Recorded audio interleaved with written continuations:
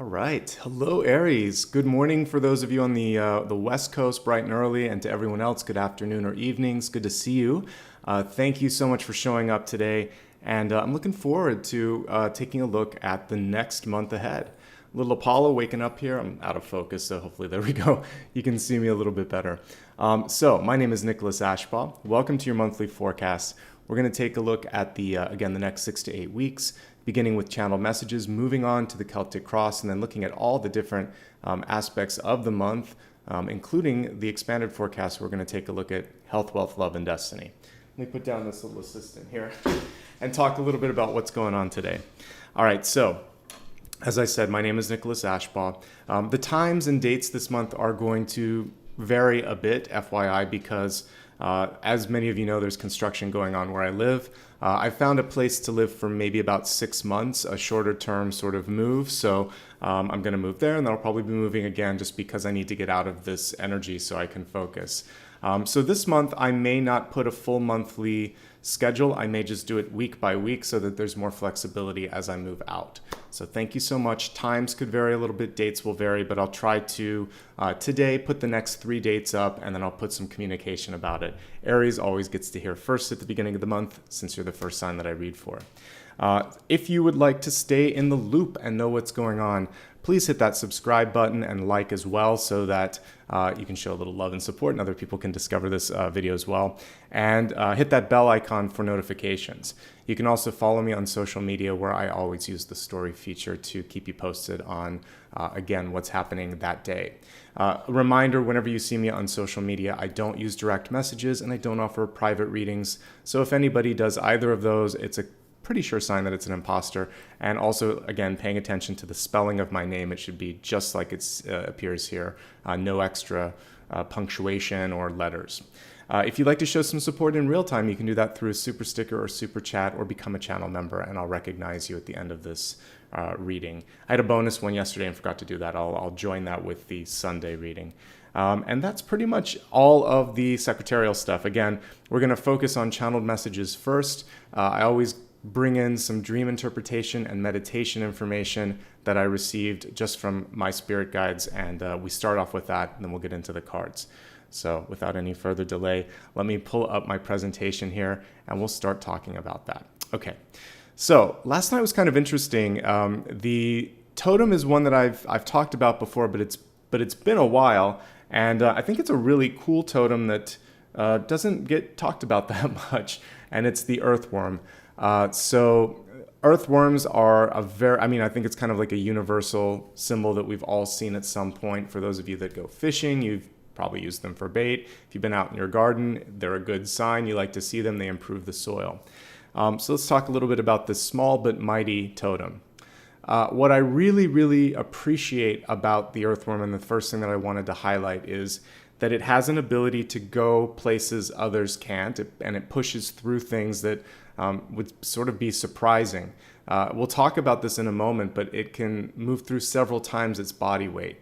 It also eats several times its body weight per day. So let's talk about the Tower card, which is what I featured. Sometimes people will see that and think, uh-oh. I look at that and think, wow, here's a great opportunity. I would take the Tower and reverse it. So many of you are seeing that there's a necessary change on the horizon, and thinking, should I wait? Should I wait for clarification? Should I just wait and see what happens? Maybe if I ignore it, it'll go away. Because I'm picking up on a totem that moves through things, the first thing is you're going to be fine. An earthworm gets through anything and everything. The second thing is that it would be so much better if you were the one that was creating the path or creating the change, rather than waiting for someone else to lead the way, or at least initiate the conversation to see if somebody's ready for whatever it is that you want to do. So I would take, it was kind of interesting because I was talking to a friend of mine who's intuitive, and they picked up on a metaphor. My mom used to listen to my readings, and they said, for some reason I'm seeing your mom and she's showing a surfboard. And I said, I totally get what she's saying. She's saying changes are coming. And I always like to use the metaphor of, surfing that energy of change. So for you, instead of seeing like a surfboard, I'm seeing an earthworm, and it moves through, and it kind of has that same ability to move up, down, around, in any direction. So it still has that. For Earth, it has the energy of kind of being like a fish going through the water, which I like. So you're going to have to find or make a way through something, and you will. All right, so it's better to be the agent of that transformation than to wait for it to come to you, because you don't have as much control then, okay? Let me see here. Be proactive. I think that's the main thing with this as well. And the main thing that people miss with the tower symbology sometimes is it's also a breakthrough, and it's a chance to break out of something that you might not like. So if you've had something like writer's block, or if you've been in a job that's dead end, or if you've been in a relationship that feels like it's also in that sort of dead end state, the tower comes through to free you. And the longer you stay in a tower moment, the more the more it will work to eject you and push you somewhere else. So better to get out when you can, and to focus on what it is that the universe is trying to bring your way. One thing that we want to think about as we make these changes is to leave things better than you found them. This could be a person, a place, or a thing. Why do I say that? Well, because earthworms do a pretty good job of that with the soil. Yes, they move through it. Yes, they consume it, but they also enrich it through their waste, but also through aeration and moving some of the soil around. So technically, they leave things better than when it was when they came through. So in life in general, it's better to enhance, it's better to lift up, and if you can't, it's better to walk away. So because the tower can also indicate something that's not worth it, a house of cards, or something that wasn't built on a firm foundation. I use the magician here because it can think its way through anything. It's kind of a jack of all trades, and so make the most of a situation. Use all the skills that you have and surprise other people. And again, the whole purpose here is to control or to somehow work with that energy of transformation and use it to your advantage. Even if it's the timing isn't exactly what you wanted, there's going to be something good. The universe wouldn't push you in that direction otherwise. Get a firm grasp on things. If you've ever tried to use a worm for bait or lift it up and move it in the garden, they're kind of slimy and slippery. That's, of course, that secretion is on purpose so that they can move through things, also so that their bodies can stay hydrated. So you may have a hard time getting someone on your calendar, for instance, to lock down commitment from somebody. And you may also be having a hard time feeling like you're where you need to be. So first of all, if you're having difficulties with that sort of commitment, ask questions. Find out if it's because a person isn't comfortable with something in a contract or a conversation, or they have their own fear or anxiety. Get to the bottom of it. Play inspector, play sort of like a journalist, and ask the tough questions. Keep good records. If someone said they were going to do something and then they're trying to slip out of it, just say, hey, by the way, you did commit to this. And it's a lot harder for them to do that. So be a good record keeper, be a very good interrogator, a good sort of curious person. If you're not clear on something, how the heck are other people going to file in and support you? So make sure that you're clear, because that could be what's causing them to kind of slip and slide around. Ground yourself in the facts. King of Pentacles knows what he's doing. He's going to be data driven. He's going to stick to the facts and also stick to the schedule, stick to the budget as well. So very logical and very practical, and that's going to serve you in those tricky situations. But the records for sure, the contracts for sure. Make sure that you're keeping your promises. And finally, don't take the bait. How can we talk about a worm and not mention that? So if something seems too good to be true, do your homework. Do the due diligence necessary to ensure that you haven't missed something. Again, I'm going to write it here. Ask the questions to just put it out there. I mean, at the end of the day, if someone doesn't answer correctly or avoids it or evades it, you can actually lean into that and say, I did ask, but you weren't forthright, etc. Don't let someone get under your skin. We had the tower at the beginning, so there could be someone trying to shake the tree, shake you up a little bit, and see if they can get the better of you. And you're not going to let that happen because you're watching this reading, because you're strong, because the tower is a chance for you to change for the better. Take a step back and breathe, and that's really why I put temperance here. Temperance is cool because it's able to navigate both the land and the water here. So practical and creative, or like technical and emotional. And it also takes one step at a time. It weighs the options. It's very even. The more even you can be, or the more that you can surround yourself by with people that have that sort of even temperament, the better it's going to be for you. And the journey begins a step at a time. We see a new day rising in the background. We see all those beautiful flowers, the irises in the corner. This is a growth card, but it's slow, steady, methodical, premeditated. It's taking its time. It knows where it's going. And much like the Nine of Pentacles shows slow and steady, winning the race and bringing abundance, Temperance is also giving you that as well. And if you've lost your patience or lost your zen, go back into what we just saw here and realize and sort of figure out, why did I get into this? What do I want? Get all of your ducks in a row, okay? So you got some great cards here. The main thing for you, and some great messages, even when I'm channeling, I think of the cards. But I think the important thing for you is to figure out what you're trying to do and how clear you are on what it is that you're doing, because your clarity ultimately provides comfort for others and leads the way, even through transition, even through change. Okay? All right. Let's decide what deck we want to use today.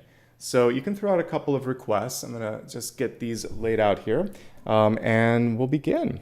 Okay, so let's see. I haven't used this one in a while, Tarot of the Divine. I also think this may be a nice one.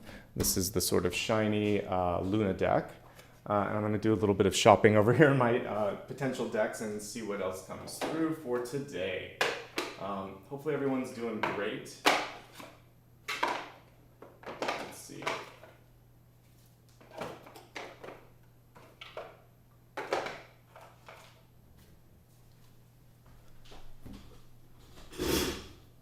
All right, and we'll do one more. Let's see. Okay. This is a nice varied group here. Okay, so let me go ahead and give you a chance to vote, and we'll get going for today's reading. How's everybody's month starting off? Happy beginning of July. We're going to be looking at like 6 to 8 weeks. This is namely for August. You can look at the July specific one, but in lieu of that, let me just sort of get started here. Okay, so we're going to go with Tarot of the Divine to begin, and then we have the Luna deck here, and then we have the Fountain Tarot, and then Afro-Goddess deck here as well. Okay, so pick the one that you would like. I'm going to show you a few cards from each, and we'll see what's coming through on that. All right, so the very first one here is this lovely fairy tale based and sort of fable based deck called the Tarot of the Divine. So this is option number 1.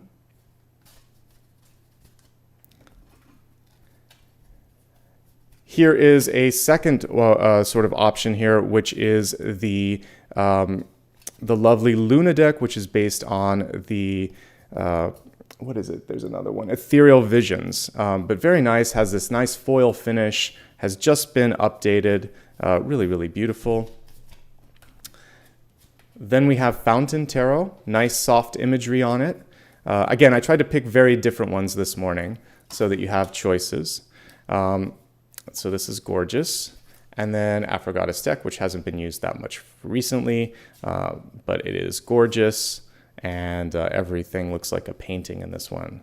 The creator just did an amazing job.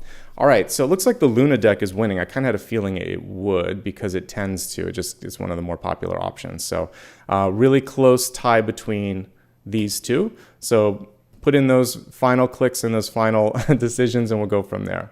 All right, so I'm going to end the poll now and see where we're at, and we'll get started. All right, so we have, taking the lead, the Luna deck. Thank you so much, and it's a clear winner. All right, let me put the other ones to the side, and we'll get going here.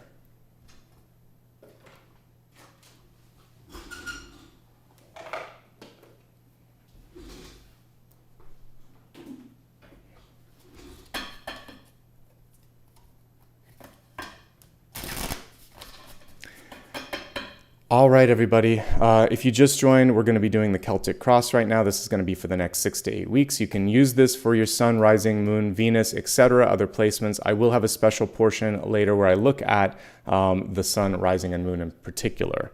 But for now, let's just pull the cards and see what messages are coming through.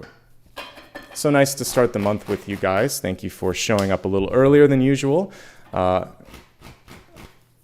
Have to kind of, like I said, work through this production schedule, which should hopefully be improving sometime this month as I get into my temporary new digs, which will take me hopefully through the end of the year.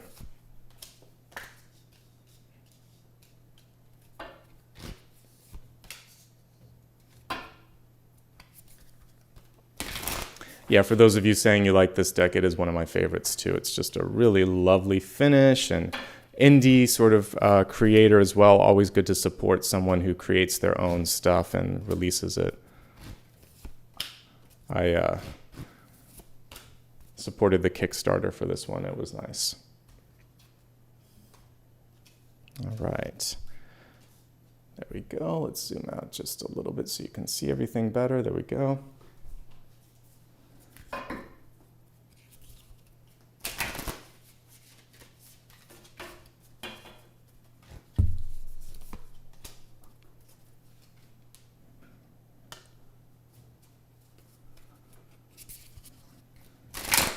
No, it's no longer a Kickstarter. It's available now, but it started as that. Again, this was an independent deck, and I think now it's just available. You may still have to go to the artist website. It should be on my website. If you go to, if you click that main link and just click on decks that I use in the main navigation, this one should be featured.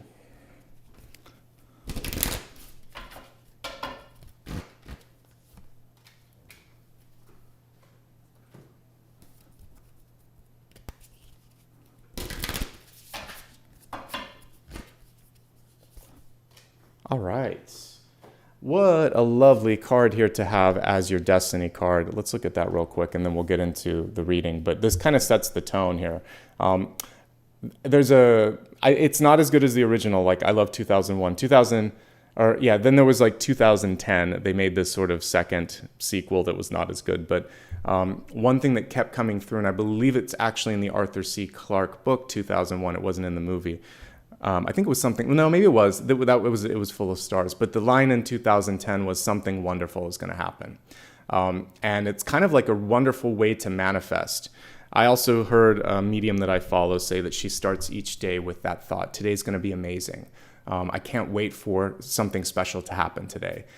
Because then it sets the mood rather than thinking, we're on a Friday, people usually like it. But Mondays get a bad rap and people are like, ugh, Monday, or ugh, Thursday or Sunday or whatever. Why not just think, oh my God, a brand new week, a brand new month, a brand new opportunity to make a difference here. So expect something wonderful to happen, and then let's try to find our way to it like the earthworm, okay?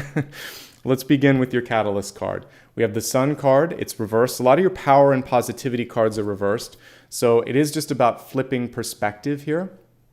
Let's turn it upright so we can read the caption. It says, enjoy success and happiness. Now, the sun card is kind of in this particular instance almost taking on energy of Six of Wands. And it is like your moment in the sun, right? And if we think of Six of Wands and how sometimes we can feel the pressure to match other people's expectations or to compete against maybe even our own sort of expectations, this one's already reminding you, you are amazing. As long as you're doing your best, you're acing the test, basically. So the success is not in the award or the place that you get or the amount of accolades or the amount of recognition. That's nice, that's validating, but the success is that you're doing what you set out to do. When you came on the planet, when you sort of set your intentions, whatever it is, as long as you're accomplishing your higher goals, you're great. So get back to basics. Make this in the best possible way about you and what you set out to do. And you will succeed. And it is okay to prioritize yourself. I think this card is especially for those of you that tend to put other people first. And you're good at supporting and nurturing and maybe even being an in the best way, like an assistant or an enabler for somebody. Like administrative assistants, you do this all the time. You're typically doing half or more of the job of the person that you're supporting plus your own job. And so this one's saying, you know what, in this moment in time, I've got to do something. And if I can balance all of this, I know I can make this thing happen in my life. This is also a birthing card, because in tarot, if I had the sun, it would be a baby. And it's about letting that baby go or sending it off into the world and not having the empty nest syndrome. And that baby can be, delivering on a promise or a project or releasing something or stepping into the unknown, and just knowing that it's going to be okay. The sun creates organization and structure, so that's going to be the main sort of vehicle through which you can positively navigate. But I love it because basically we're beginning with the catalyst, which is the sun, and we're ending with the miracles card here. So your positivity brings about this sort of unexpected outcome, and it's in the best possible way unexpected, not sort of like, it's more like, oh, wow. And so we're going to try to make this an oh, wow sort of month for you. I like that. All right. We got the center card. I talked about the Nine of Pentacles. Here she is. Let's look at her. So the Nine of Pentacles is basically symbolic of independence, sustainability, success, money, but it isn't something that's achieved overnight. It's achieved through hard work, and we even see her continuing to pay attention to what she's done here, really taking stock in and enjoying it. If we look at the traditional card, we'll see that usually this is saying, I'm working to have more than enough. So for those of you that have been told in your life, don't set the bar too high, don't get your hopes up, or you're not good enough for this, or any number of things that could make you aim lower. I'm asking you here to aim higher, but to be patient and persistent, because these are the things that really bring the sort of eventual power and outcome of the Nine of Pentacles. Here she is on this deck here. It was the second to last card. So what we see here is the same thing. She has one hand on some of the fruits of her labor, just like she had in this card. So we always see her attending to that garden. We were missing the little bird here. So with this, I think of both the fact that she has more than enough, so she can have like some sort of luxurious bird there on her shoulder. But it's also, to me, saying I'm sending and receiving messages. She has a glove on so that bird can perch there. So to me, this is almost like, it's not a pigeon, but it looks like a carrier pigeon of some sort. So there is sort of like picking up messages from the divine. When you think of a prolific writer or a prolific songwriter, they are constantly getting ideas. They scribble them down, or they tap them in their phone, or they somehow record them, or even like there's music that comes in their head and they just record that, hum it along, or find some way to get it downloaded. I feel like some of you are getting some downloads this month in one way, shape, or form. It could be the solution to a problem that's been vexing you. It could come in the form of a dream, a persistent thought, or something you hear on the radio or TV. However this inspiration is delivered to you, don't second guess it. Do record it. Do follow up on it, because this is really where your power and opportunity is going to set in, okay? So Nine of Pentacles, we're getting some different energy with it this time, which is there's a download. You've worked hard to set things up. There's a lot of prosperity that could come through this. So let's go for it. And I always like to bring the traditional card because we can actually see the snail at the bottom, which is showing some of the energy of the earthworm. It's a little hard to hold on to, and it doesn't travel really quickly, and the earthworms don't necessarily travel super fast. So take your time when you need to, and especially when it comes to money and contracts and agreements, and know that prosperity is within reach. Now, let's see what's crossing that. We have everybody's favorite, the Three of Swords.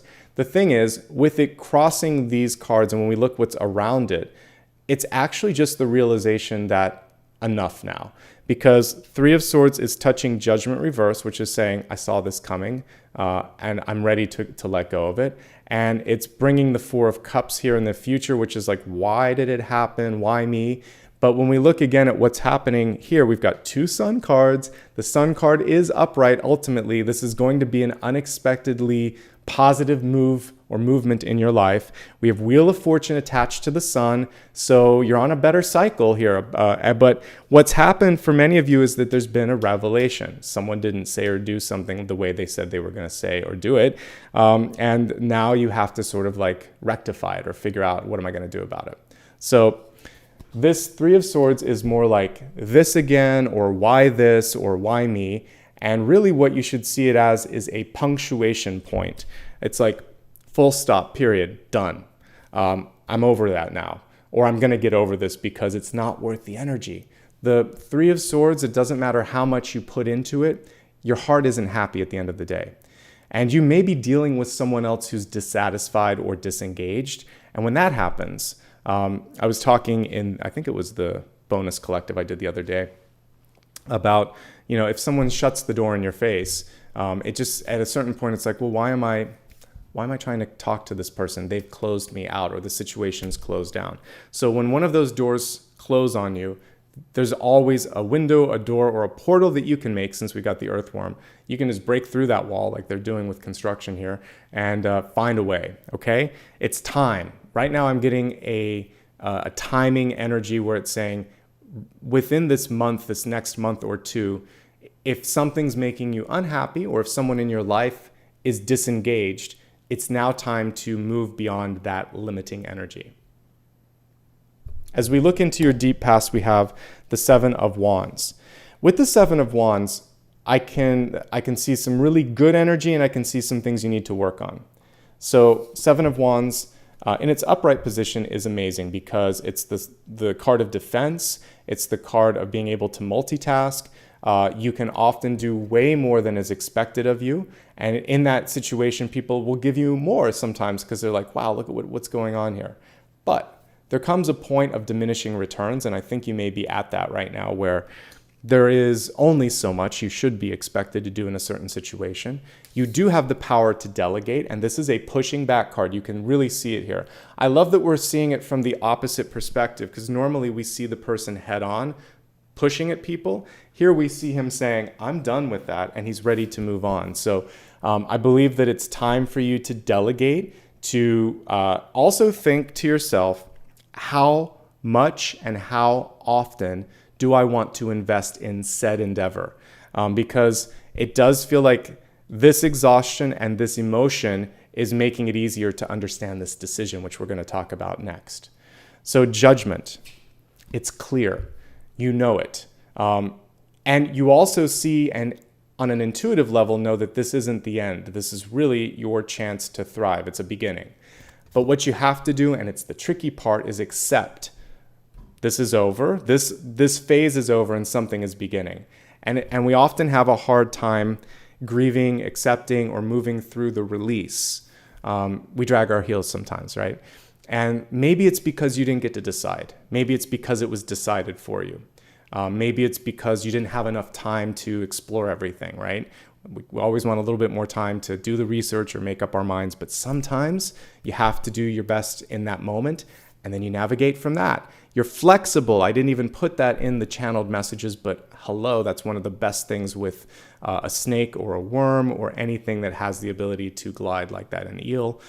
So you are flexible. You can move through even weird constraints or restrictions. It's just about accepting and saying, let's do this. And let's make this amazing. And I am the phoenix rising from the ashes, which is what Judgment indicates. Judgment is the key to the world. Literally, the world card is next, and it's a portal, and it's an expansion card. But we have to look at things. So at the end of your life, this is very much kind of like what happens. You will sit with your guides. God doesn't judge you so much as you judge you.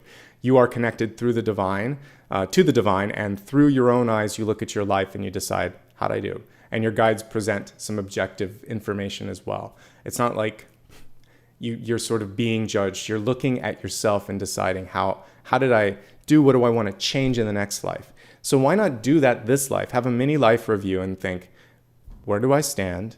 Could I have done that better? Why was I triggered? What do I want to do next? Where am I inspired? What am I doing right? Like, just sit down and have a couple of questions with yourself. And if you're feeling good, validation. Really commit to what it is. And I think that's the way I could sum this up. Know what you want, commit to it, and then also believe in the possibilities. Judgment reverse can be disbelief. It's not going to happen, or I don't deserve it, or why me, like I said. And I like to put these in affirmative and also active form. So why not me for something that you're trying to create? And why not try something different? Why not? Put it in an exploratory or a inquisitive sort of energy instead of a self-defeating energy. And that's when the doors and the windows start to open all around you. Okay? Crowning position, we have a great card here. We have the Page of Swords. There could be some good news coming in. There could be some changes coming in. You might want to communicate some thoughts to somebody. The Page of Swords is diligent, is succinct, and is kind. And with the card in reverse, there's a reminder to listen a little bit more than you speak, and also give someone a little bit more time to get something to you. You could check in, but before you react on someone's delay, I did this even yesterday. I'm like, intuitively, I thought, give that person one more hour to respond, and they did respond. So rather than nagging, just give a little extra time or try a different form of communication when you follow up, and make sure there's enough time so it doesn't come off as like a bunch of bullets that they're dodging as all of this information is coming their way. So listen, be succinct, give people time, and then when you do communicate with them, don't let it be a broken record, and always ask. Say, how's everything going? What's going on with you? They'll know that you're checking in on something. So there's a little bit of subtlety in the communication here, but you're going to get what you want. Just be kind about it and be direct about it. Okay. In contracts, the Page of Swords would probably want to do a little bit of a line item revision. Don't be afraid to circle something. You can't ask for the moon, but you can ask for a few things and get those. So be mindful of what it is you're really trying to accomplish here. Okay? All right, so here's the blessing in disguise and also the frustration that's some of you might be feeling right now. We have the Four of Cups. If you are feeling frustrated, we got two suns, which can also indicate for some of you a really cool partnership, because that's, to me, that's the ideal partnership. It's binary stars, right? And kind of like what you would see on Star Wars, those two suns rising and setting. That's an example of not having to compete. You both shine, you both have your qualities. So some of you might be bringing in a partnership, a friend, or an opportunity that's just as bright as you are. And it's going to be about this new sort of orbit that's going to be coming in. But when that sun comes in, everything else has to shift around because it's a different gravity, right? So some of you might be trying to sort that out. Four of Cups is sometimes I can only focus on what's in front of me, so I miss this thing that's right here that's ripe for the picking. And interesting that I kind of use that metaphor because it's exactly what we have at the center. Something's ripe for the picking. There's low-hanging fruit. You'll hear these metaphors because it's sort of like it's right there in front of you. Why not explore this? Why not see what's right there? If you focus instead on fear, anxiety, or something or someone that distracts you, you could miss that very clear opportunity. So don't miss out. This is something you've been working hard to manifest, even if it's a surprise to you that you're manifesting it. And now it's really about believing that you're deserving or capable of stepping into this new opportunity. Okay, so reach for it. With the Four of Cups, the grass isn't always greener somewhere else. Really talk to someone and make sure that before you step away from something, that you have the full lay of the land. So sometimes there's more to be learned in something. Sometimes you're feeling like I haven't achieved enough based on what my friends or family are doing, but they've still got their own issues. So always focus on you and what kind of like, again, your curriculum and your grade for yourself, not comparing to others. And then look around because the change that you seek is closer than you think, especially with that little floating ace in the sky. And that's what people don't always see in this. When I look at the Four of Cups, I see an Ace of Cups sitting there. I see the Three of Cups, which can indicate your distraction with like gossip and discussions and other things. And then I see that Ace in the corner, which is just saying, hey, look, this is what you've been waiting for. So don't let people get in the way of that. Don't let gossip or other things get in the way of you seeing things clearly. All right.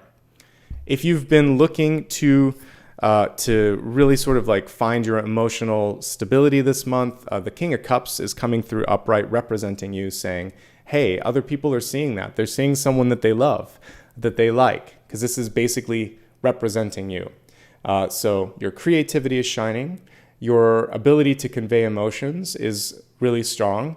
If you can harness that in a positive way, it's going to get you ahead both in your career and also in your relationships. This can, of course, represent love. Some of you may be pulling in a really strong water sign, or you may be a very strong water sign. But ultimately, when it comes to partner cards, this is one of my favorite, particularly for the kings. The King of Cups is both strong and sensitive, able to look at things from a leadership perspective, but also super creative. So sometimes King of Pentacles is looking too much at time and money. Sometimes King of Wands is focusing too much on the organizational or the structural sort of aspects of something. But the King of Cups, he can follow his heart. He can use some of those other elements and energies, but he's also focusing on, how does this feel? He's very intuitive. King of Swords is great, but again, can sometimes talk you to death.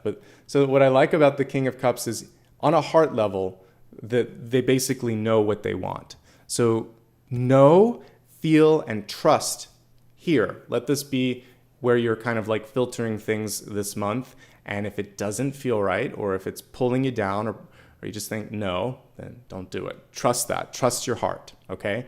Because you're coming through in two different cards. You have to choose happiness. You have to be happy. And you're going to find that happiness. You're going to find that way this month, okay? I always highlight things that are challenging, and I try to help you through them. So you're actually doing pretty darn good this month, Aries. Where the challenge exists is in the environment. So I'll take it. At least you can kind of give yourself credit for not necessarily being where the source of friction is, and it's like there's something around me. So the Seven of Swords is a card where either you've seen a reveal of someone who shows their true colors. They said they were going to do something and they did the opposite. They could have spoken about you behind your back. They could just be blatantly lying and trying to get away with something. Here's the cool thing. You're going to see it. It's going to reveal itself. And the Seven of Swords typically does do just that. And if not to you, it's it sort of perpetuates negativity on some level. So there's always a karmic payoff for what you're stealing. So basically, the scales of justice find a way. So you don't have to be justice this month. All you have to decide is, I don't want that. And you can talk to them and say, this isn't right. But you don't have to necessarily rectify all of this. But you can let them know, I see you, and you said you were going to do this, and you didn't, and that doesn't work for me. And then see what they do. If they're doing something illegal, obviously report it. But sometimes with the Seven of Swords, you just have a slippery person, a slimy person, right? Because we're going to use the metaphor from our channel message. Let that person sometimes slither onto other pastures, and just let them know, not here, not in my garden, not in this house, go somewhere else. And because 5 and 7 of Swords are tricky, and if it's not your business and if it's not your problem, sometimes they're very hard to solve. These people or these situations just end up kind of like poking you back, okay? Now, for yourself and for people whom you are contracted or committed to working with, it's all about honesty and trust, of course trust, and transparency. Sometimes people lie to protect, and maybe it's well-intentioned, but it hurts. So in this case, what you would say is, I understand why, but this can't happen again. Sometimes we lie because people don't give us a chance or a shot. So it could be, again, for those of you that are hiding a family secret, or you're, again, I did a video on coming out, so maybe you're just not comfortable being who you are. So there are times where you get it, but usually people can see that there's something going on. So if it's a part of your life, be accountable, be authentic, and be vulnerable, and see if people can match that energy and sort of be there for you. And if not, then you know that you have to seek support elsewhere. At least know it's a good litmus test to see if your friends are truly your friends. But if there's someone in your life and you're sensing that, go into it first from the perspective of, how can I help you because this is out of character, or I'm concerned because I've noticed something that just doesn't seem to match up. I want you to know that it's safe to talk to me about anything. That's how I would go in rather than with an accusation, because some of you may be seeing behavior that just seems off. So, if you have kids and something's weird, you don't want them to feel like they can't talk to you, and you don't want to come down too hard. You want to open up the communication and just say, how are you? What's this about? Is everything okay here? And just kind of like open it up and then remind them, like, as long as we talk about this and I'm a part of it, we can work through anything. It's when silence happens or when I have to find out second or third hand, that things get difficult. So I feel like you can navigate this. You're either going to clearly see something or someone isn't worth your time or trouble because you see through it. It's a bad contract. It's a bad engagement. It's bad energy. Or someone needs your help and you're going to help them through it, or you just need to sort of put it out there. So revelation, healing, and acceptance will be a part of this because that's your environment here, the Seven of Swords, and the Judgment card is like accepting. Here's the one more thing. So if someone in your life tells you something about themselves, maybe it was that they were struggling with addiction, maybe, like I said, it's coming out, maybe there's something else that's been difficult, maybe they were hurt and they didn't want to tell you about that. Now that they've done it, it's not yours to, it's their truth, it's their life, it's their experience. So all you have to do is say, like, how can I support you or help me understand this? But it's not about you pushing the judgment out there. That's actually what some people are afraid of, and maybe it's what you're afraid of. So if you're delivering your truth, do it with love, do it with light, and do it with confidence. If someone else is doing that to you, if they're kind of like sharing something, just tell them how grateful you are that they shared it, how proud you are that they are communicating it, and then say, what do you need? What can I do? How can I be there for you? Rather than, because if they're not asking for advice or judgment, don't give it. Hold it back. And I think that's a big lesson for friends and for parents. For anybody that's doing something, just support is probably the most important piece. Support and then getting to the bottom of why something came through the way it did. Because that way we're taking away the energy of the shadow, which is part of the Seven of Swords. This person's kind of stealing away in the night. So we want to put the light on the situation and see everything. Lift up the rock and see what's beneath it, okay? The next card that we have here is in Hopes, Fears, and Opportunity. We have the Wheel of Fortune. What I love about this card is the way that it's illustrated. It almost looks like there's a character called Destiny in the Sandman series of graphic novels. Also looks like death. It's basically this sort of interesting figure of saying, like, this is a brand new cycle, a big change, but a change for the better. So I ascribe death or transformation with change, and we see the wheel in the center being a new cycle of abundance. But because there is the figure of death behind it, or destiny, you have to either approach your destiny or move through this sort of surprising energy of change. Let me just pull out the death card from the beautifully illustrated Lightseer's deck. It's one of my favorites because it shows death as a portal, which is what I really interpret it as. So see the change that's coming into your life as this big opportunity to release, almost like a snake has to kind of like let go of its skin to grow. It's kind of like that. You're going to let go of an old skin, an old version of yourself, and basically say, I can reinvent myself. I can have fun. This is going to be a chance for me to really stretch out and see things in a different perspective. So this is one of the best death cards. Only now did I even see that they have the sai here in the background. You can see the sickle. But basically, this is just saying, can you see what I see? Can you see through this? Can you see that there's a new tomorrow, a better day? You just have to move through this moment in time. Okay, so when you're looking at these two cards here, we can see transformation and transformation leading to opportunity. Opportunity could be better money, could be better self-worth, could be a new cycle in this next year because we have this disc here and then also the solar disc here, and we have 1 to 2 years, 1 to 2 people, a new cycle coming through.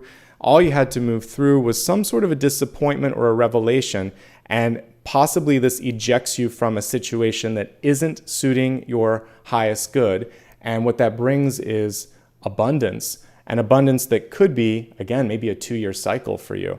But I see a change of job, a change of environment, a change of living situation, relationship status, et cetera, some sort of a big shift, because this carries with it death plus Wheel of Fortune, which to me is change for the better and change that can carry you through to a better tomorrow. The Sun card is finally birthing, finally stepping into the light, finally feeling confident, finally owning it. And again, accomplishing what this one said here, enjoying success and happiness, okay? So we see in this Sun card, again, it's like, this is who I am, and embracing it. So when you're out on a date, when you're looking in the mirror, when you're talking about yourself, what do you see? What kind of language do you use? How do you feel? I want you to do the best that you can to not be self-effacing, not be negative, using humor, not to too harshly judge yourself, rather, or to kind of just sort of see only critical. We really want to be constructive, positive, and affirmative, and see the light and see the opportunity, because that's what the outcome card is saying, okay? So I really like this. 2 change cards here in a row, 2 cyclical cards. The Sun can indicate a year. The Wheel of Fortune can indicate a season or 4 seasons. So I got a couple notes here on at least a year, or if not 2, of things shifting for the better for you, okay? Yay for that, right? Let's go ahead and expand your forecast. I'm going to get myself some water while we're doing this. We're going to take a look now at health, wealth, love, and destiny. And at this portion of the reading, what I like to do is remind each person that these categories are multi-part. So when we're looking at health, wealth, love, and destiny, we're going to be taking a look at like mind, body, and spirit, for instance, when I look at health. So just a quick disclaimer as I get set up for that. As we're looking at health, a reminder here that I am basically here to help you see the possibilities energetically. So I am your advocate for making good choices in energy that help set you up for success in work and life and feeling healthier and happier. Now, if you're going through something emotionally challenging, or if there's something financially challenging that you're experiencing, or again, with your body, you want to work with the appropriate professional. So always good for me to occasionally put that out there. And now, with that disclaimer away, let's take a look at what's coming through for your health card, okay? So let's turn the camera down and take a look real quick at the health card here. We have the meandering pathway, very interesting, and it's all about flow.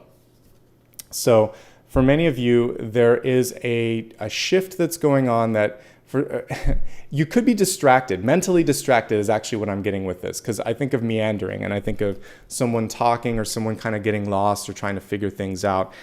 So for some of you, it's simply a matter of thinking, how do I keep my train of thought? How do I focus a little bit? How can I get back into my zone? So this is your chance to rediscover the flow, the mental connection.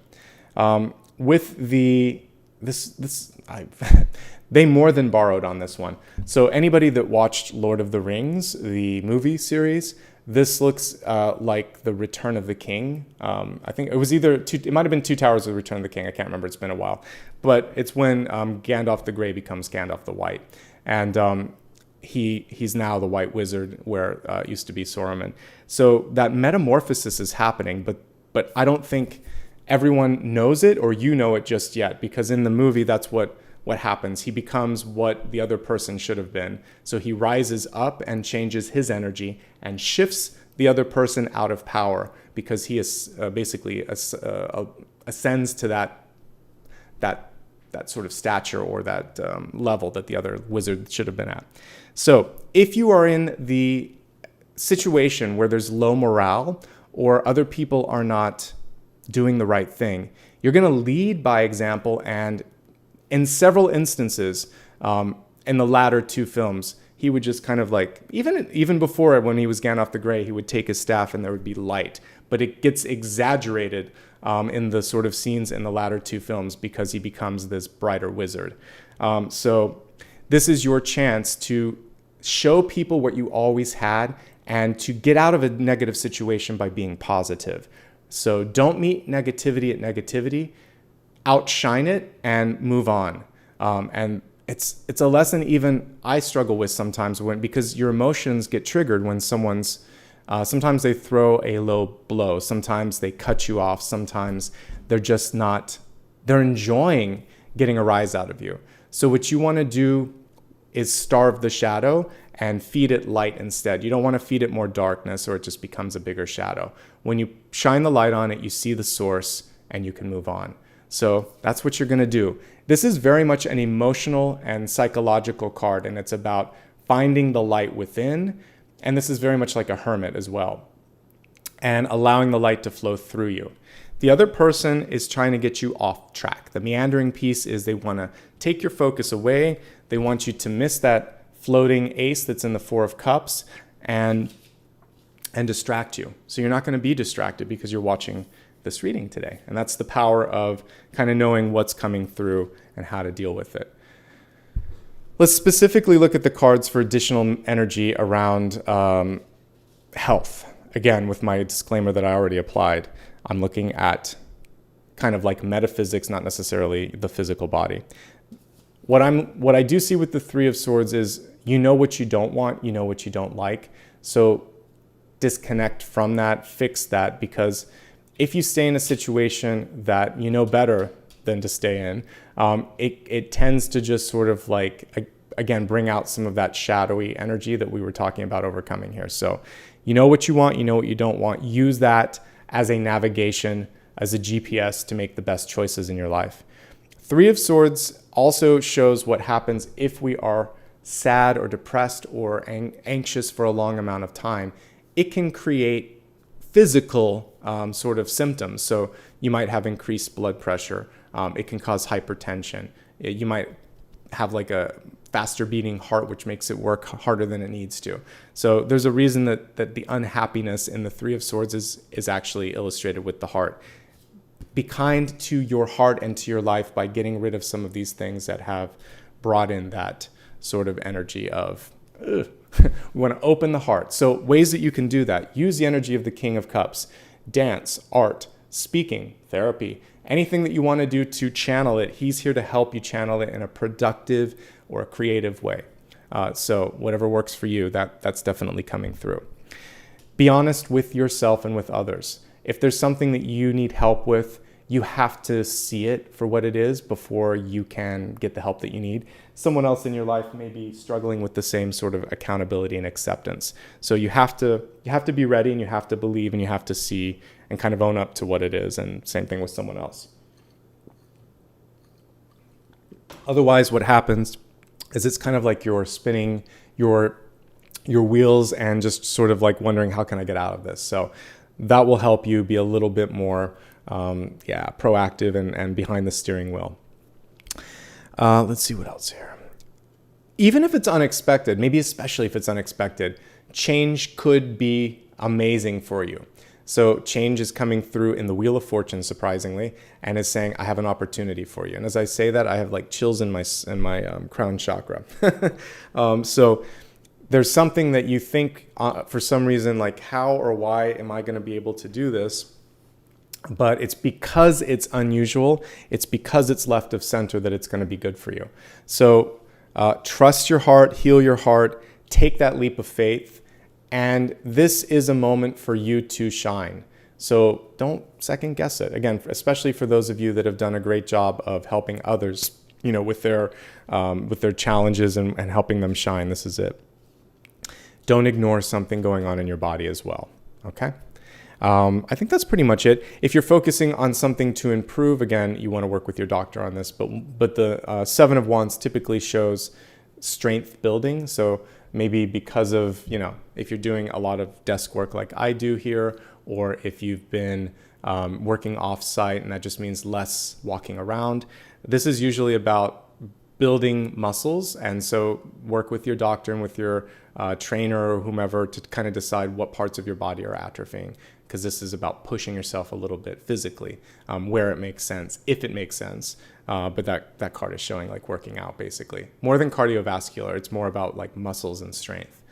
the stronger and healthier we are as human beings, the more energy we can channel through us and the more we can do. So it always behooves you to be the best physical you possible, and whatever that means for you, because it just allows more energy to come through. All right, these are all the health messages. Let's move on to wealth. So reflection and winter solstice. Okay, so this is just symbolic here and seasonal. So like the Wheel of Fortune, to me, it can represent all the different seasons in your life. So for some of you, what winter will bring is this chance to decide in the still of winter, how do I feel about this? And we talked a little bit about this yesterday or the day before, whenever I did it was yesterday. The days are blurring because I'm doing so much. But thinking in your life, like giving yourself credit. Look at all that I did to get to this moment. And things may be, for some of you, feeling like they've plateaued or that there's a slowdown. And that slowing of the energy, whether it is just, seasonally you're not as busy, or you've decided to kind of do a little bit of hermiting and tune in, or maybe you've been laid off or made redundant from a job so that you have a chance to sort of take stock. It's a good thing when these slower energetic pulses come through, because if we're constantly at a 10, we burn out. We have to kind of oscillate between these. So you may be here, but you might also be just on that precipice of a big peak on the horizon. So take advantage of this moment right now and reflect and don't repeat. So we're looking at wealth. So the reflection piece is key. How many of you have just sometimes, when you've lost, quit, or ended some sort of a work engagement or even school or something of that nature, you just go straight into the next version of it? You're not necessarily thinking, do I want to repackage this? Do I want to keep doing this?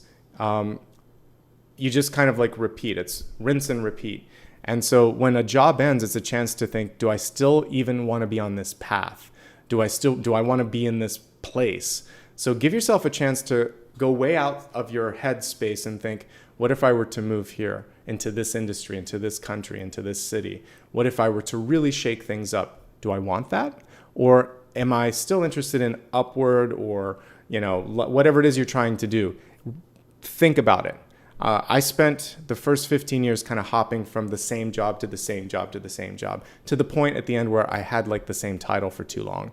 And that was a clear sign that I wasn't pushing myself enough. Now I don't even care about titles, but I had to at some point reflect. And it's always interesting. For me, sometimes these moments happen in a tower moment, and this can be a hidden one. So it can be a layoff or a retirement. That's a chosen tower. For me, interesting things have happened around both of the deaths of my parents. So with my mom, it was an imminent move. It happened almost immediately. Massive construction in this place, to the point that I can't even wait another month. So I found a place that I can go because I can't do what I need to do here. With my dad, I had the same sort of energy with work. I'm like, I have to get out. And it was like within 6 months. And with her, it was only 3. Big changes happened, and they're necessary changes. So I've just learned to embrace it, but I've reflected and I thought, all right, this isn't working. Where do I want to go next? And I even know like how long I'm going to be there and what I'm going to do after that. So think about the long term and think about if there's a little short-term hop that you need to make. And a lot of times there is with the career change that I made, there was a 6-month buffer. And I'm also now in a 6-month buffer because I couldn't find the exact place, but I found a 6-month lease. So I'm like, all right, I get it. I did this before. So you make like there's a 3-month massive shift, then there's a 6-month change. It's like birthing something, and then you can move into the new you. And even after that, there may be another 3 to 6 to 9 months of change. So that's why you got the 2 sons. It's a 2-year process for you, and there's a couple of big energetic shifts that are happening for you. And so for some of you, there may be a half step in a career. You may decide to go back to school. You may take an internship. You may take a lateral move over here, but it's going to open up a doorway here. Okay? So I'm looking at 2 points on the chart, or 2 points in your trajectory.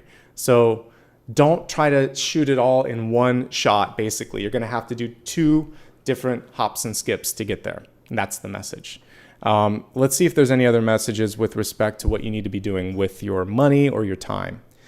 All right. If it's time to go, go.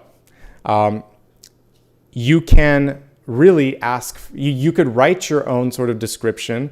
If you're in a company where you've been working a while and you see an option, you could open a gateway up to a new job. You can also look at self-employment. And again, you might be looking at a job that helps you get another job. And that's what I'm seeing. It's time to get out. For those of you that have a low morale issue, like where you're working, it's time to get out of that. If someone has consistently said, we're going to take care of you, but they don't, it's time to separate from that as well. Okay.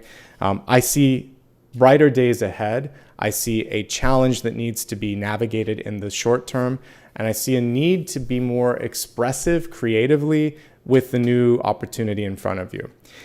For those of you that either are a student or retired, I would say if you're a student, make sure that you're doing the course of study that is what you want, not what mom and dad wants, not what your boss wants. If you're a non-traditional student, it has to be what you want. So there's a little bit of a gut check there. If you're retired, it's your turn to be happy. And some people may second guess your decisions on how you want to spend your time and energy, but that's your choice now. Do the most, do the best with this. And some of you may decide, again, you're going to have a second career, a completely different path. And just because we stop one part of our life, it doesn't mean that everything stops. It's like, well, now it's time to do something even more engaging. You might go back to school, you might teach, you might do a completely different path. So you can do this at any point. You don't have to be retired, but I'm seeing that kind of a point on the horizon here. So it's for some of you just figuring out, like, I'm gonna zigzag a little bit. It's not gonna be a straight point A to point B. Okay. So very interesting. Know what you want to do, think about it a little bit, and be open to a 2-point change process. Okay. We have this beautiful card coming through for love here. So let's talk a little bit about that. Humanity and benevolence, stay calm, trust the good in yourself and in others, see the light in the world. Beautiful. And she's holding a healed heart, which is what I love. So something kind of brought us to that sense of being unhappy or dissatisfied. And now there is this sense of, I know who I am. I have faith that this can happen. I'm going to be, the benevolent piece is key. I'm going to lead with kindness. And if you can stay calm, if you can stay kind, you don't want to lose that. And a lot of times we do end up losing that because people just push us, right? They push us to exhaustion. They push us to the point where we just can't take it anymore. So that's part of the reason for many of you, I want you to get out before it gets to that point. Keep yourself, remain who you are, okay? Let's break this down into 3 different levels. We're going to take a look at messages for those of you in love, messages for those of you that are looking for love, and those that are single but happy. We're going to keep this card to the side to help us understand how to keep the faith. All right, so for those of you in a current relationship, the interesting thing here is that it looks like trust may need to be regained because the 7 of Swords is all the things we talked about earlier. Someone was less than forthcoming. They could have also experienced this in their life. You could have experienced it since it's in the environment. Somehow there's a truth that's coming out, and it brings about like frustration, sadness, or unhappiness. So if it's not between the two of you, the best thing you can do as a partner is support your partner and sort of let them know, like, we'll figure this out. We'll work through this. Listen, as the Page of Swords was reminding us, reversed. Just take it all in. Help them see different perspectives. And ask them how you can be of support. They may not want advice on this. They probably just want someone to listen. But if they're having a hard time making a decision, you can help them weigh it, but it's their decision to make. Try not to make it because you don't want them to blame you. So listen, ask them what they're thinking, present some options, and then ask them again. I feel like your partner might be stuck in a decision loop and they're like, I'm not happy, but I don't know about this. And how about this? And it's like, take a deep breath, tell me again. And okay. And kind of like just be kind and compassionate. That's the main thing that I think you can do as someone might be navigating a big shift. And then maybe help them see the opportunity. All right, well, this isn't ideal, but look at what we can do now. Look at what this is going to open up. So the positivity, the affirmative sort of approach, which is what I try to do here as well, can help. But for some of you, if someone, ostensibly your partner, is not honest with you, and this has been something that you've seen coming for a while, it's time for a change. It's time to move on. Because we see someone here that was maybe more focused on self, and you have to focus now on what's best, not just for the two of you, not just for them, but also for you.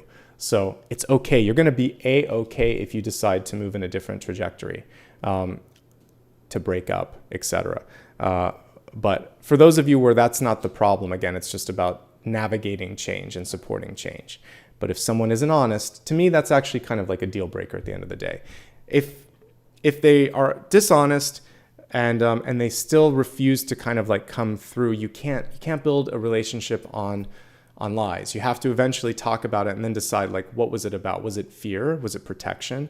Was it just bad training, or whatever it was? Like, figure out what the source of it was, and if the person's moved beyond that, and if you knew all along and you're just trying to help them into their truth, or if it's deeper, if they're actually just trying to get away with stuff. You have to get the honesty and the trust piece nailed down. And if someone's dealing with someone tricky in their life, just support them, just listen, help them make the decision that I think they've already made. And for some of you, you may have already made this, and I'm just reaffirming that it's okay to move on. It's okay to do what's right. It's okay to know that what you're seeing is valid. All right. If you are looking for love this month, you have a little bit of healing to do with the Three of Swords. Clean up your life, make the change that you need to make first. Get out of the environmental toxic situations that are also kind of like distracting you. And once you do that, you bring in the lovely King of Cups, which is, like I said, one of the best partners, kind, creative, strong, a nice mix of divine masculine and feminine. It's one of the best partner cards you can pull, okay? Again, it could be a water sign or just someone that's really, really sweet. So I want you to get to that energy. The only thing that I see here is that you really want to take your time getting to know someone. Be honest with what you're looking for. So if you're not ready for commitment, tell them. Or if you really need commitment, tell them.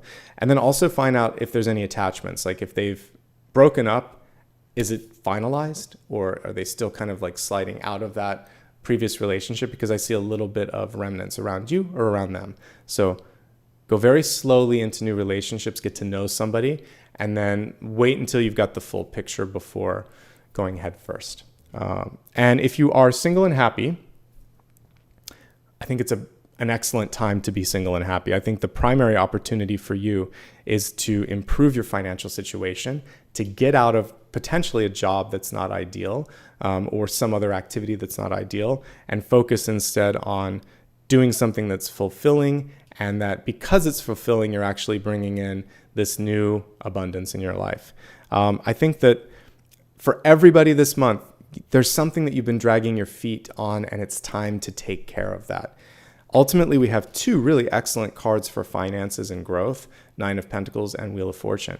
The Nine of Pentacles, by the way, is super stubborn. So when it comes to all of the extended forecast here, health, wealth, love, and destiny, sometimes the Nine of Pentacles won't ask for help because they think they can do it. And they've been trained to do it on their own, but it's okay to ask for help. It's okay to accept help as well. And again, I see possibly a 2-year cycle or a 2-point journey into getting what you're looking for in life, whatever that is, whether it's a relationship or work, it's coming, and the next 2 years should be exciting. All right, let's move on to the Destiny card, and it was the one that I highlighted at the very beginning. Expect the wondrous to emerge. Something wonderful is going to happen. Is a way that it's a very verbose thing. So just expect the best, something wonderful, something great, something that far surpasses your expectation and also sets you up for your highest good. So when manifesting, one of the nice things that you can say is all of this or higher, all of this or greater. Surprise me if I have limited myself in some way by bringing in something that I deserve and that is for my highest good. And then the universe does that. So give it a chance to see beyond your inability to imagine, or any of your like misjudgments or whatever, and it's saying, I got your back. Here's what you really want. Okay? That's beautiful. Let's go ahead now and pull a card for the big idea. The big idea is a chance for us to focus on one thing that can help you achieve the energy of the sun, the Wheel of Fortune. So let's go ahead and shuffle the cards and see what comes through.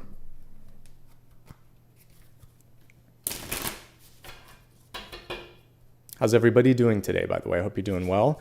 Let's see what you can be focusing on here to make this an amazing month and experience.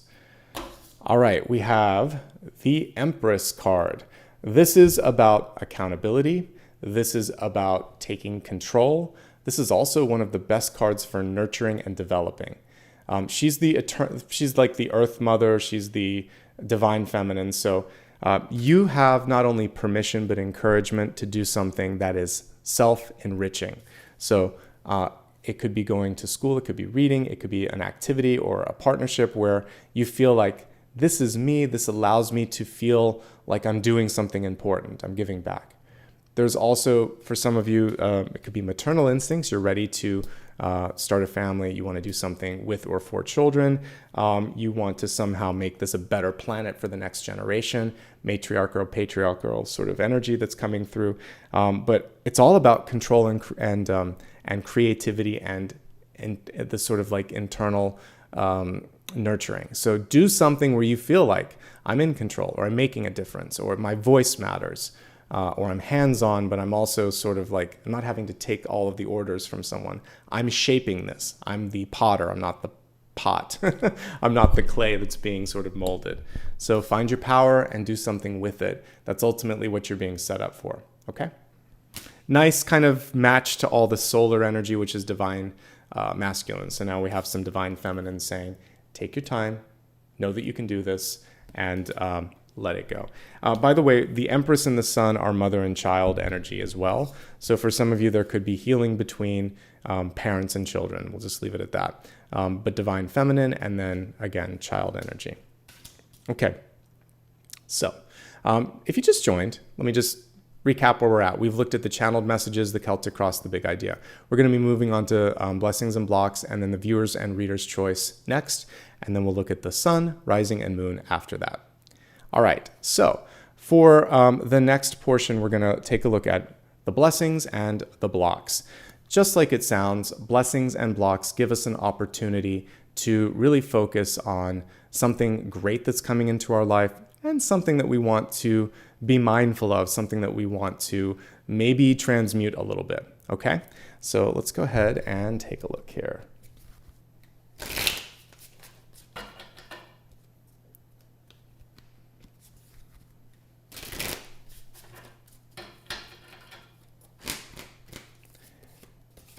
Blessing, Seven of Cups. Block, Queen of Pentacles in reverse. All right, so let's talk about each first. We're going to start with our blessing card here. The blessing card was Seven of Cups. Look at how cool this illustration is. We see a mask and sort of an unveiling or a changing of the mask and seeing what's behind that. And it reminds me a lot of what we were seeing here. We have a lot of hooded figures coming through. Death, or Azrael, or Zerachiel is coming through in many, many forms in today's reading. For you, primarily through a change in career or self-worth or money. And now also with this, a change of how you can imagine something. Seven of Cups for the blessing is saying, I have the ability to try on many different personas. And so when we are faced with something big in our life, like a change in career or relationship status, you could be finding yourself newly single or divorced or on your own. And there is this sort of question, who am I now? Who am I without this person? What do I feel like now? Whether you are a caretaker or it can be empty nest syndrome too, with your kids that have moved to school or onto a career, or maybe got married. And there's this sort of feeling of like, all right, I was focusing on that. Now I need to focus on me. So you get to go into the virtual changing room in your soul and say, what haven't I done yet? What do I want to be? Can I still go after this dream? It's a cool sort of energy. And there very much is a sort of changing room that happens before we go into this incarnation. I saw it in a past life flashback before I came into this planet, and I saw 2 or 3 guides, and we were picking things like experiences, what kind of family, what kind of language, what country, what are you physically going to look like. All of these things are explored, and it is sort of like, there's no computer obviously, but it's sort of like they show you. It's almost like you're looking through a lens and you can see it, and you can kind of, and even try it on and think, well, how do I feel as this kind of a person? So we can do that in this life too. You can just close your eyes and think, maybe you were a father or a mother, and you think, all right, well, I'm that, but I'm also, what else? What else can I do? You're going to add layers to this onion skin. So have fun with it. Sometimes I tell people with the 7 of Cups, you've got to make a decision. I just want you to dream a little. So your blessing this month is that you have the capacity to dream and imagine, and in and of itself, that's enough. Your block this month is, for some of you, it's hard to ask for what it is that you need. It's hard also to receive what others may give to you, because the Queen of Pentacles is typically the nurturing card that we already got with the big idea with the Empress. When she's reversed, she's saying, I need this, I want this, or I want to focus on this, or thank you for giving me that.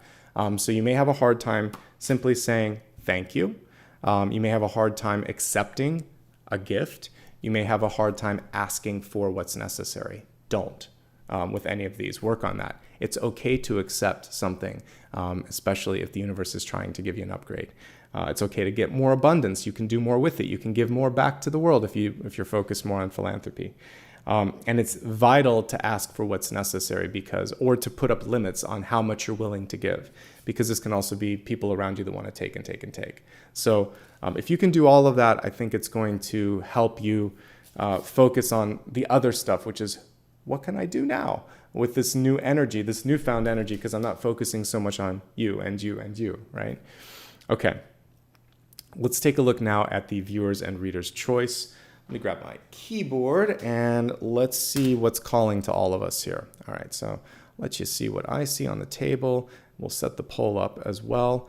All right, so I want to understand the 3 of Swords. That definitely kind of just jumps out. It's at the center, and it's touching some important cards like the Judgment card.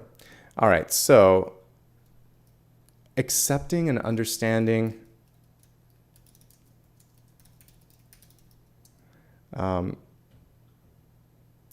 For many of us, I would say, I'm just going to put, the emotions. And we'll get to the bottom of the emotions when and if I pull that. What's the opportunity here? What's the opportunity with the Wheel of Fortune? And as a third option, let's see what we see.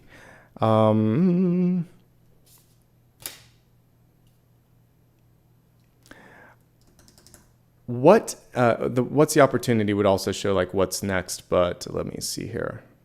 Oh, 7 of Swords. Let's go for the trickiest card. Seeing the, I would say the hidden challenge / block. Like actually, this is a better, we'll leave it at that. You know that's 7 of Swords energy if you choose it. All right. For me, what I'd like to focus on as I'm looking at your cards here is how to make something wonderful happen. The Miracles card is definitely calling to me. So let's look at how you can open up to making a miraculous or an amazing change happen in your life.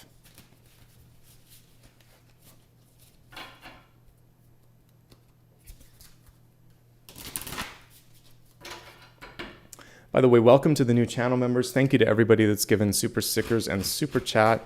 I'll call out each and every one of you at the end of this reading. Okay, so focusing on how to make the miracle happen, we have the Queen of Swords. So let's take a look at her. Queen of Swords is really cool energy because of all of the court cards, I think she's one of the best communicators. She is closely connected to law, justice, doing what's right. So second only possibly to the Justice card. Weighing things out and saying the right thing at the right time, and using the power of words to manifest. So We can make this happen. I believe in you. This is going to work out. Let's talk about the possibilities. Isn't it interesting? We need to talk is a terrible combination of words because you can infer from it that something bad is going to happen. So if you're going to say that, instead say, I have some exciting things I'd like to discuss with you. Let's talk about what's possible here. Set it all up. You're still saying we need to talk, but let's talk about and set the stage. And then saying like, I have this idea and I think there's a lot of merit in it and it could be exactly what could bring us X, Y, or Z. Then you can say, let's explore. I think it deserves some time and some attention. And don't even say, can I count on you? Just say, let me know when you're ready because I've got it all set up. So that's a great way to manifest and pull people in. It's a lot more exciting than sort of saying, well, I have this idea and I'm not so sure about it, but maybe we can do that. Don't do any of that sort of sing-songy sort of stuff. Really go into something with an affirmative and a powerful point of view, not like a steamroller, but just say, I've been doing some research. I've had something that I've been working on for a while. It's in a really good place, or I've been seeing some best practices elsewhere, and I feel like this could be exciting. Now, in a relationship, there could also be, this is interesting, especially if you're going to have like the talk about being sort of like exclusive or getting married or whatever. You might want to just start with some affirmative statements and I'm so, like just how much someone means to you and how much you appreciate the relationship, and really talking about that and seeing if you can get into a deeper sort of conversation. So start with affirmatives, build your way up to the point, and then do get to the point, because the Queen of Swords would do that. So affirmative, declarative, and then eventually very sort of action-based. Let's do this. And that's a great way to, because it's harder to say no to let's do this.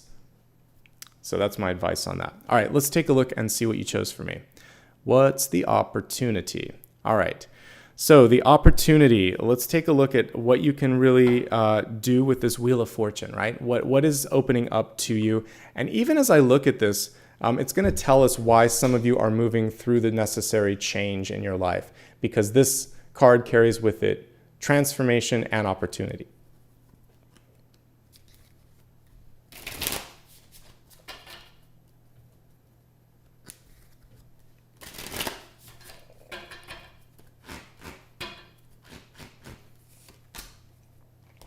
Ooh, I like it. The Three of Pentacles. You guys got a great card for this one. So, Three of Pentacles. A few things to think about. First of all, the card was reversed. So one thing that it is affirming, repeating, and echoing from what we talked about earlier is that, yes, it's nice to receive external accolades and validation, but it's not necessarily what it's about. However, I think that you're en route to getting there. So for those of you that are trying to get a grant, trying to get published, trying to have someone sign on or provide additional support for something that you're pitching, the Three of Pentacles tells me you're pretty darn close. There is maybe one final round of revisions, but Eight of Pentacles would be like rewrite. And the Tower would be a rewrite, or like you're still finishing it, you're not completely done. Three of Pentacles tells me this looks very solid, this looks very firm, this looks good. There's maybe one thing that you could add to it that would help. So for those of you that are trying to move something forward, you're very, very close. Get an expert to look at it, one more set of eyes, and very minimal changes, and I think you're there. This is a collegiate or a training card. So the Eight of Pentacles is more apprenticeship. The Three of Pentacles is more mastery. And if you are getting additional training, it would be very hands-on. It would not be like a 101 sort of thing, or like an introductory thing. So this is about digging deep into the course of study or into the training that you want, really working with the best possible person, maybe one-on-one, or expert advice, expert experience. And then if you are a writer, or if you are thinking about putting something down in writing, this can also be, if you're an engineer, an architect, I'm seeing like a recording manually on paper or through the computer of your ideas. it's good, and the Three of Pentacles typically gets recognized. So take some time, download what you need to download mentally into paper or CAD CAM or whatever it is that you're doing, and get this out there. Or composition, if you are a musician, there's something really cool that wants to channel through you, and it needs to be recorded, and then other people will connect with it. So curriculums, music, teaching, proposals, scientific stuff that you're going to share with other people and get published. But there is sort of a publishing or dissemination or a exchange energy that the Three of Pentacles has. Teacher and student usually enters in some way, shape, or form. So that's the opportunity. And it's multi-layered depending on where you're at, but it's good. It's telling me that you're going to finish what you started. If you're learning something, there's good applications to it. And if you're receiving something, you need to channel it, record it, and disseminate it in a way that feels right for you. Good. Not necessarily going straight towards the recognition path, but towards the best channel or the best delivery method, because the recognition happens later. All right, let's move on to, I think, a really fun part of this reading now, which is sun, rising, and moon messages. So as I stated at the beginning, and some of you may have just joined, so this will catch you up, but you can use it for any aspect of your chart, including Venus. But I take a look right now at these three areas because they seem to be the three most popular, and most readers on YouTube will say, watch it for sun, rising, and moon. Your sun sign is basically the one that you were born under. It shows your true personality, your true self, which is why we typically suggest looking at that, if nothing else. The rising is typically how others are receiving or how you want to be received, your energy, basically. And so it's a good card for looking at work, for like anything where you are, for actors, for politicians, for people in the public eye. This is a gut check to see, like, how am I doing? And if we see a block or an opportunity there, it can help you in your career. And then the moon sign are things that we're still discovering about ourselves. Sometimes they're secrets that we keep. Sometimes they're secret gifts that we have, but it's sort of part of ourself that is a little bit more closer to the heart. So we'll see what messages come through for that. Let's go ahead and shuffle everything, and then I'll break down each of those messages as we go through it.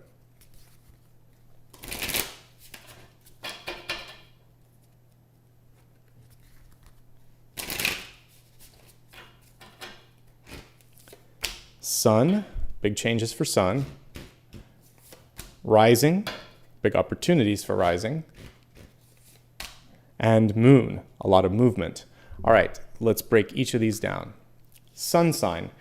So Aries sun, I'm surprised death didn't come through sooner, actually. So we saw it coming through here. For many of you, there can be a change in career, and that's what we see.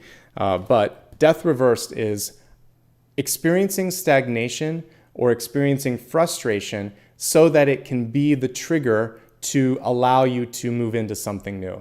So the stagnation is not the end all be all. It's simply the vehicle through which the universe chose to make you uncomfortable so that you would initiate tower energy or something else, world energy or full energy, to move through it. And in this case, maybe even just the Wheel of Fortune and saying, I'm going to go after this. So yeah, it's time to make a change. Not a moment too late, I would say.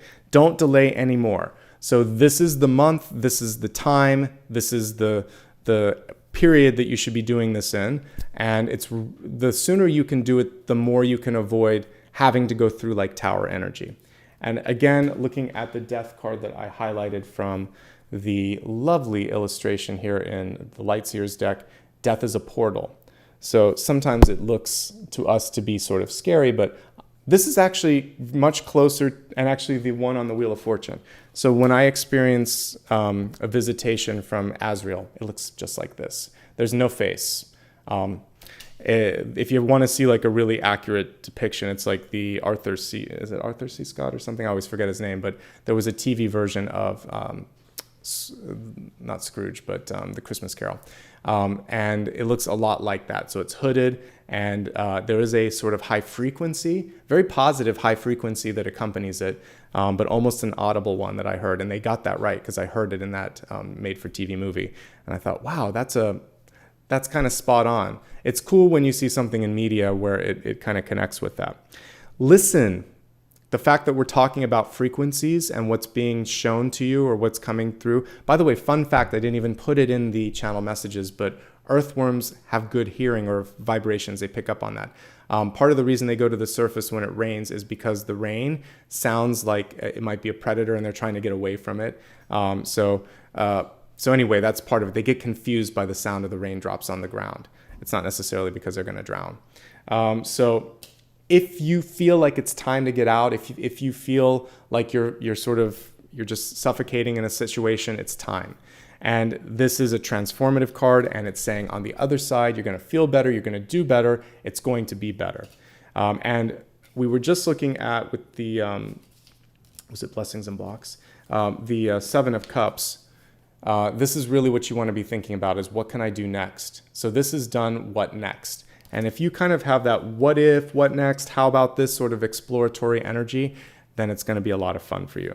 Change, movement, embracing that change and movement, and breaking through barriers. That's what the sun sign is opening up for you, if you're Aries sun. All right. Looking at the rising, we have the Ace of Wands. Ace of Wands reversed. Don't overthink if you are Aries rising. It's also stubborn, and that probably doesn't surprise some of you. But for Ace of Wands in reverse, here's the cool thing. If there's something that you really want to push through to the other side, remember I said the earthworm's a little pushy. It can move through several times its body weight. So you can actually push something through bureaucratic loops if you need to. You could probably push someone past their hesitation to eventually do what you need to do. When and if it works for you, use that sort of persuasive skill set that you have. Now, the Ace of Wands in reverse can also be very stubborn. It can be a stubborn mindset, my way or the highway, or I am very right on this. I know when I'm right and wrong, and I'm very right.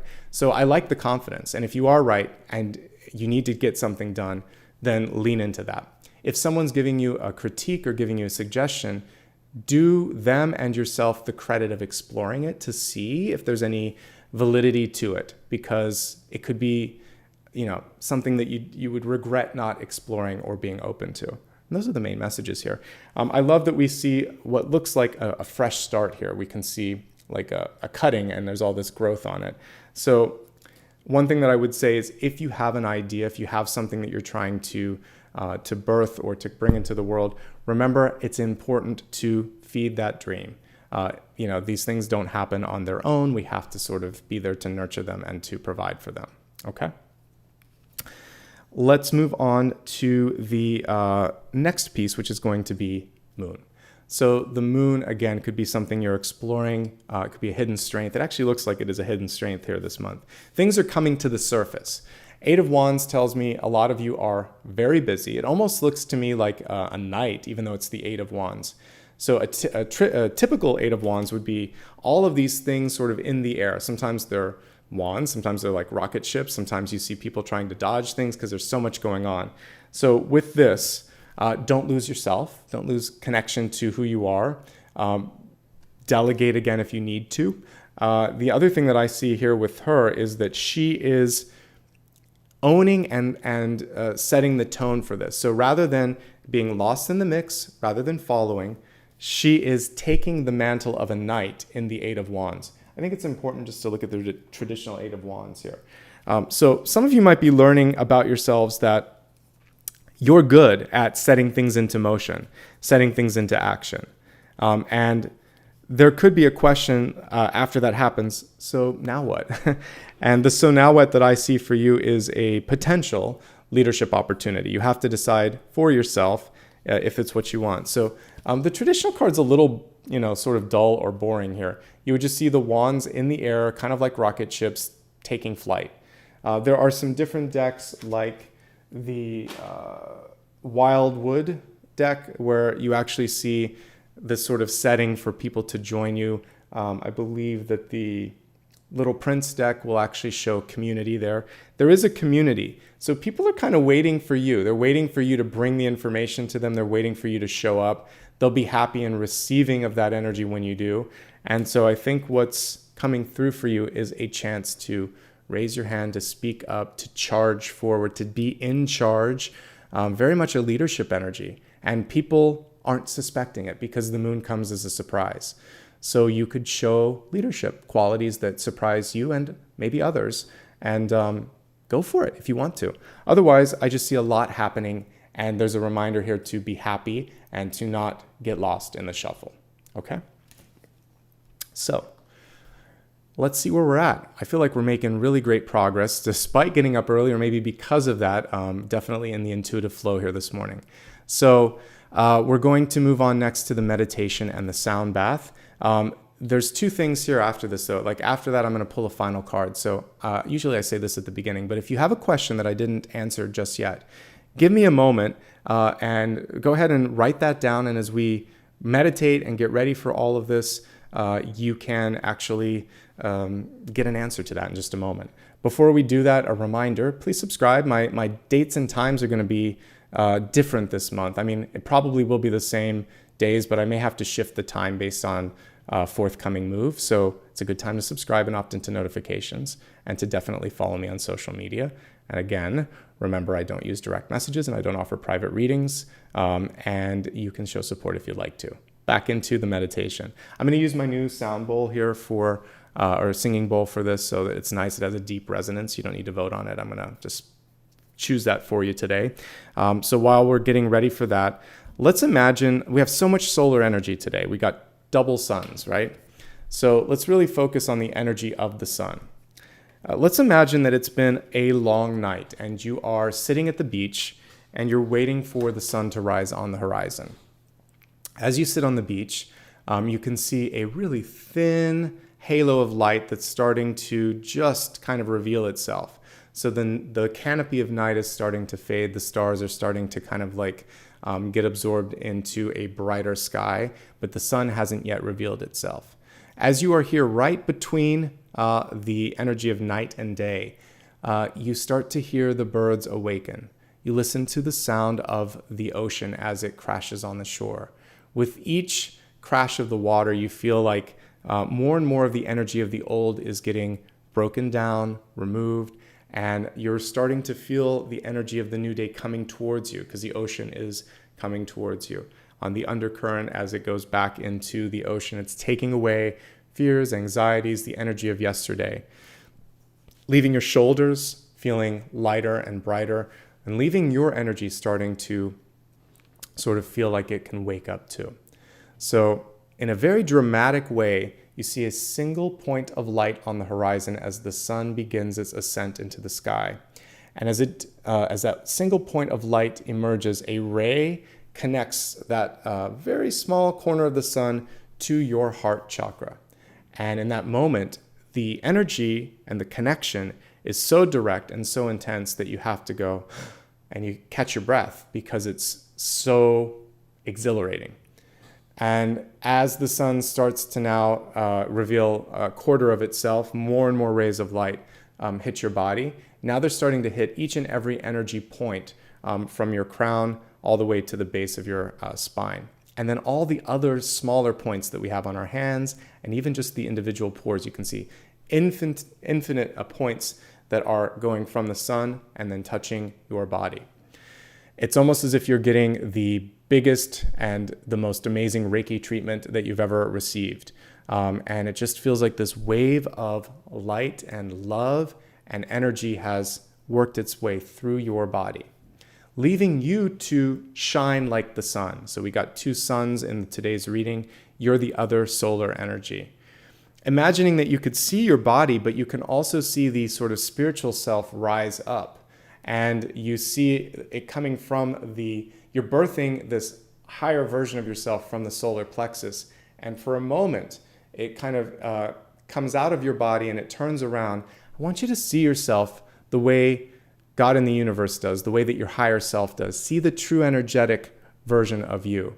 And as I play the singing bowl here, just receive love and guidance from the highest version of yourself. And if there's any messages afterwards that you are receiving, you can share them. But for now, just enjoy this meeting of the minds, you and your higher self. And then afterwards, you can just imagine that you embrace that higher self and you can pull it back in.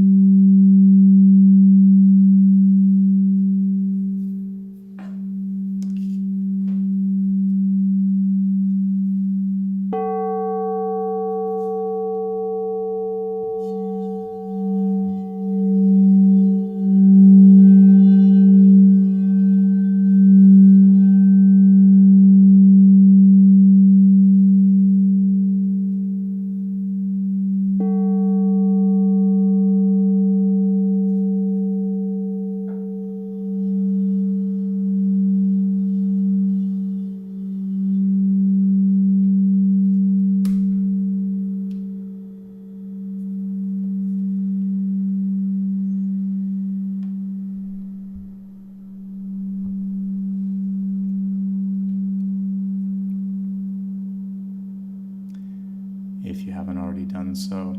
Imagine that that higher self is starting to gently descend back towards you, back towards your heart, and you feel it coming closer and closer until you give yourself an energetic hug and pull in that higher knowledge and that higher love that has always been there, will always be there, has always been wishing for the best for you. Take a few deep breaths. Bring yourself back into your body by rubbing your hands together, putting your left hand on your heart, your right hand on top of that, taking a deep breath. Maybe repeating, if it feels right, I'm ready for love and abundance in the highest forms. I'm an agent of change. And see yourself making what? Something wonderful, something miraculous happen. Let's get ready for that final card here too.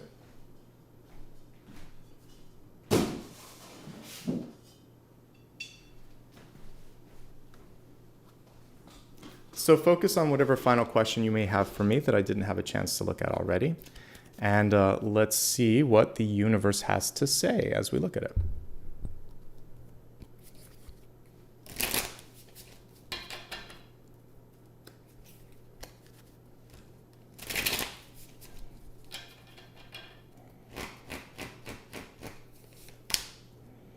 Ooh, what a nice final card here. So we have the Lovers. It came through reverse, but it's still a very, very positive card. So the Lovers card to me is one of the archetypal or quintessential magnets that you could pull in the major arcana. Even if you're not looking to pull in like a literal version of love, what it's saying is I'm emanating the energy of love. I am lighting the way to that sort of path of passion and fulfillment and engagement. And that's where your power is this month. Loving yourself, loving what you've created in your life, what you're doing, loving who you're with. And if any of those things that I just named or anything that you're thinking of isn't in the resonance or the frequency of love, why are you engaging with it? The Lover's card reverse can show unrequited love or unmatched frequencies. And that's where your decision, your discernment, your pickiness is going to be key. If it's not right, don't do it. Now, if someone comes through and it's more a question of how could this possibly be for me, and it's more of a confidence thing, disbelief, this is your time to rise up, to experience something more. The universe has been preparing you and setting you up for an upgrade. And so accept it with love. Since acceptance was one of the challenges when we were looking a little bit earlier at the Queen of Pentacles in reverse, I believe. So it's a yes. That would be a yes, but yes only if you feel it. Because the King of Cups this month was reminding you to use your heart as that deciphering compass that's going to help you decide this way or this way. And if everyone else loves it but you don't love it, then that's not right. So you have to truly, unabashedly feel that energy of love and acceptance. And if you do, you're on the right path. All right, everybody, let's get this wrapped up. A couple of quick notes again. I only do this a few times. Let's get close to the next milestone. I'd like to do a Q&A when I hit, what are we at, 325 almost. So I think we're almost, probably hit it today. We'll get to 323. So we're about 2,000 away, maybe 2 months away. I would love to get there sooner if I can, because I like doing Q&As with you, and I'll give members and Patreon supporters a first shot at asking questions. So sooner we get there, the sooner I could do a fun reading, and I'll do an extra one, maybe even on top of the bonuses. So a reason to subscribe. Also, like I said, this month, I'm usually very buttoned down with my schedule. I may put a tentative one out sometime today or tomorrow, but it's definitely going to have to be flexible this month because, like I said, there's a 6-month place that I'll be moving into, and I'm going to have to do that while I'm working. I'll be moving while I'm working, so my schedule may shift on some days a little bit the time.